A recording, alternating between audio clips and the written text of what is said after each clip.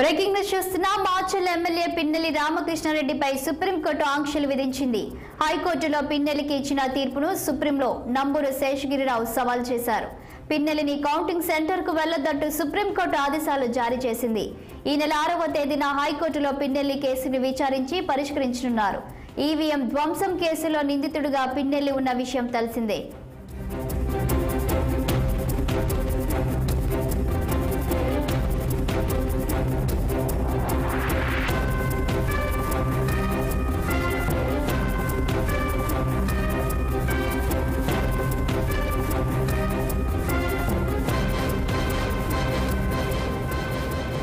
దీనిపై మరింత సమాచారం మా ఢిల్లీ ప్రతినిధి అశోక్ రెడ్డి లైవ్ లో అందిస్తారు. అశోక్ రెడ్డి, చెప్పండి, ఎమ్మెల్యే పిన్నెల్లి రామకృష్ణారెడ్డిపై సుప్రీంకోర్టు ఆంక్షలేంటి? సుప్రీంకోర్టులో ఆంధ్రప్రదేశ్ మాచర్ల ఎమ్మెల్యే పిన్నెల్లి రామకృష్ణారెడ్డికి సంబంధించిన కేసు విచారణ జరిగింది.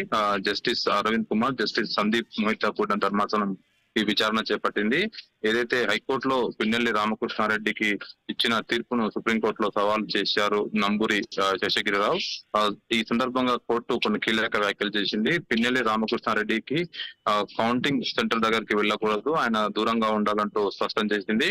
ఈ నెల 6వ తేదీ వరకు హైకోర్టు దీనిపై కేసుని విచారించి పరిష్కరించాలంటూ సూచనలు జారీ చేసింది హైకోర్టుకు. సో ఏదైతే ఈ నెల గత నెల 13వ తారీఖు ఎలక్షన్ సందర్భంగా మాచర్లలో ఈవీఎం ధ్వంసం చేయడం, దాని తర్వాత అక్కడ హింసాత్మక ఘటనలు జరిగినాయి. సో దానికి కారణము ఏదైతే పిన్నెల్లి అంటూ ఆయన పిటిషన్ దాఖలు చేశారు. సో నాకు ఆయన నుంచి ప్రాణహాని ఉంది కాబట్టి ఆయనకు కౌంటింగ్ సెంటర్ దగ్గరికి వెళ్లకుండా చూడాలంటూ ఆయన పిటిషన్ లో దాఖలు చేశారు. ఒకవేళ కౌంటింగ్ సెంటర్ దగ్గరికి వెళ్తే హింసాత్మక ఘటనలు జరిగే అవకాశం ఉంది, ఆయన ఖచ్చితంగా విధ్వంసానికి పాల్పడే అవకాశం ఉంది, ఆయన అనుచరులు కూడా ఏదైతే హింసకు పాల్పడే అవకాశం ఉంది. కాబట్టి ఆయన వెళ్లకుండా అడ్డుకోవాలంటూ ఆయన సుప్రీంకోర్టులో పిటిషన్ దాఖలు చేశారు. దీనిపైన సుదీర్ఘంగా విచారణ జరిపింది. సో ఇరుపక్షాల వాదనలు విన్న కోర్టు పిన్నెల్లి కౌంటింగ్ సెంటర్ కు వెళ్ళకూడదు, ఆయనకు సంబంధించిన ఎవరైనా అనుచరులు గానీ ఏజెంట్లు గానీ